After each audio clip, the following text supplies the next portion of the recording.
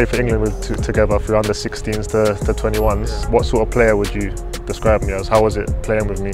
Oh, first and foremost, I think you have everything. Size, pace, strength.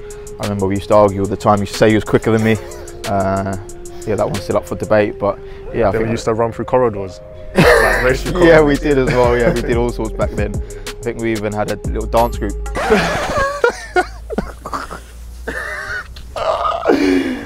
But I think you were the top at the time because you'd made your debut and everyone was kind of looking up to you and seeing what you did and how you moved. And because obviously at the time when you're 16, you just want to play for the first team, and the fact you had already done that, you was a kind of an inspiration for the rest of us. Do you think I was deserving of that chance? Was I ready? In terms of ability, you had the ability, but I just would have liked to have seen you have another 18 months in the reserves, learning your trade before going in. The answer to your question is yes, you did deserve to go in on merit, but it was just the fact that you were so young that I had one or two reservations about putting you in. There was all sorts going through my head. I started thinking, was it a publicity stunt? Because I think at the time Fulham was getting grilled for not bringing through enough young players. So in my head I was thinking, was that just to shut the media up? And we got 36. Yeah.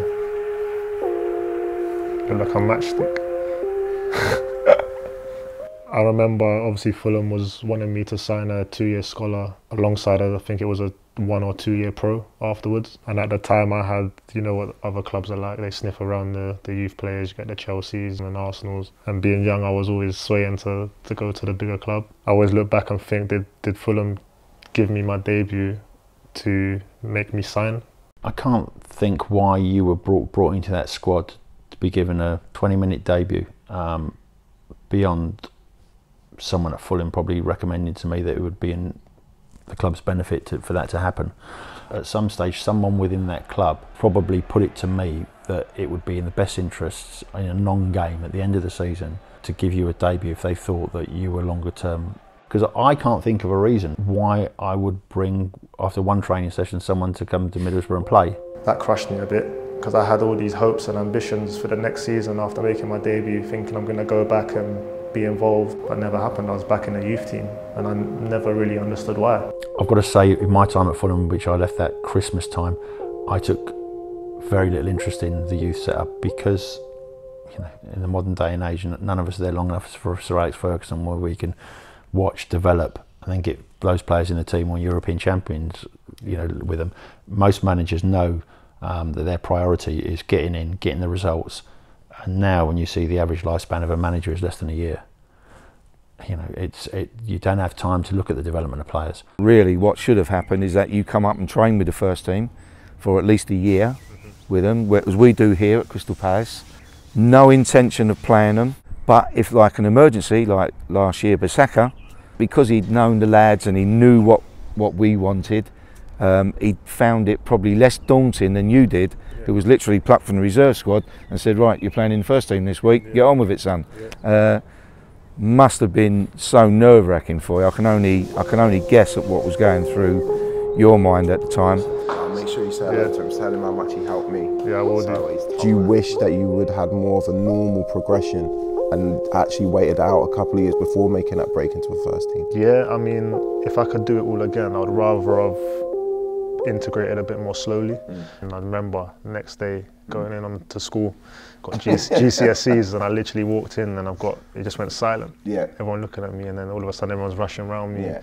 And it was a bit overwhelming for me because they're just my mates. Yeah, exactly. Do you know what I mean? I'm thinking, asking me for my autograph, I'm like, looking back on it, I think it did go to my head a little bit as I got older. Yeah. And you know, people start hanging around you who maybe wouldn't have before. Yeah.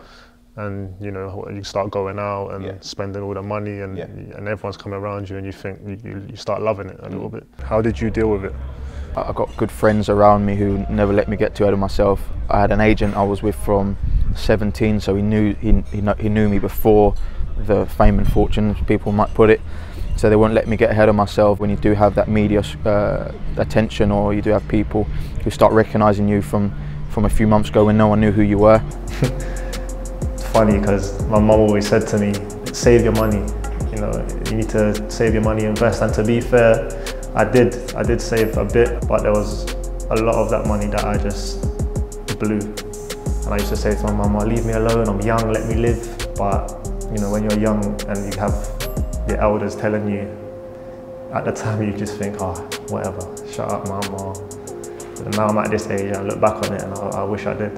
Yeah, but that's part of being young. What do most people do when at 18, 19, if they're at university or starting jobs, when they get their paycheck, what are they doing? They're spending it on going out on a Saturday night. Sometimes we expect too much of young players. You were 16. Yeah. It's absolutely nothing. You're a teenager, you're 19, 3 years of being a Premier League footballer as being a teenager.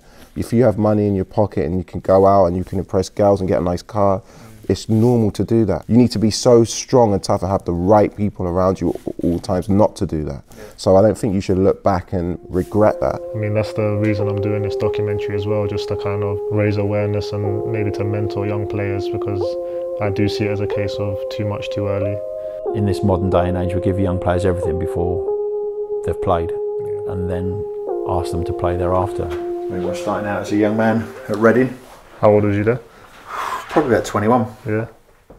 Before I was 21, I'd played over 100 league games, which you say, wow, which was considered normal in my time. You got in the team, you stayed in the team, and even then, when I went to ask for a rise, they'd give me a £5 rise, and I was under 21, and they had teams from the top divisions looking at me. You accepted it. Now, you get in a first team, like you see with the young lads at Chelsea, for the sake of argument, they're talking about 40 million quid before you've even played for the first team in a competitive fixture. It's just the way of the world. It's frightening. If I could have given you one bit of advice, is that day when you stepped on that pitch, it was congratulations, amazing achievement, Premier League at 16, but this is just the beginning. It's not the end of a journey, it's the start. You need to keep pushing forward. So I think that's what I would have said to you. I wish I did. I wish I did, but there's plenty more time to make up for that. Plenty more time.